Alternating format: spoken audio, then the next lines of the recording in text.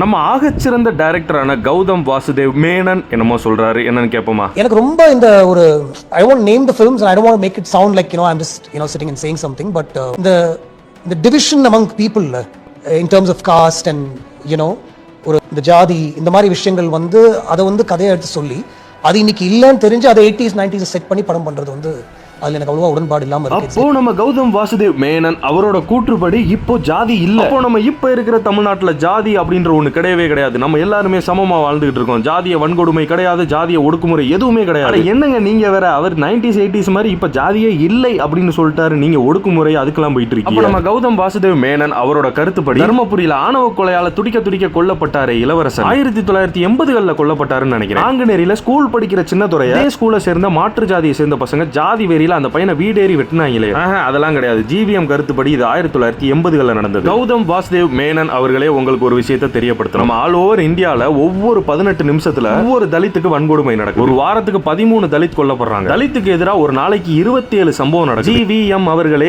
NCRB தெரியுமா, அவங்களோட கடந்த வருஷ ரிப்போர்ட்ல இந்தியால மட்டும் ஒரு வருஷத்துக்கு 45,935 கேஸ், அத்தனை கேஸும் தலித்துகளுக்கு அகைன்ஸ்டா நடத்தப்பட்ட வன்முறைகள். இந்த கணக்கெல்லாம் வச்சுக்கிட்டதே நம்ம கௌதம் வாசுதேவ் மேனன் என்ன சொல்றாருன்னா, இந்த ஜாதி இந்த மாதிரி விஷயங்கள் வந்து அதை வந்து கதையை எடுத்து சொல்லி அது இன்னைக்கு இல்லைன்னு தெரிஞ்சு அதை 80s 90s செட் பண்ணி படம் பண்றது வந்து அதுல எனக்கு அவ்வளவா உடன்பாடு. கோபி அண்ணன் மேல ஒரு நல்ல மரியாதை இருந்துச்சு. ஏன்னா அந்த நீயா நானா அப்படின்ற ஷோ அவர் நடத்துறாரு. இதே ஸ்டேட்மெண்ட்டை யாராச்சும் ஒரு தனிநபர் சொல்லியிருந்தா அந்த ஷோல அண்ணன் அவரை வச்சு செஞ்சிருப்பாப்ல. ஆனா ஜிவிஎம் செய்யாததுக்கு காரணம் என்ன? அப்போ உங்களோட வாய்ஸும் அந்த கோவமும் அந்த விஜய் டிவிக்கும் அந்த டிஆர்பிக்காகவும் தான். போனே, நான் கூட உன்னை என்னமோ நினைச்சேன் போனே.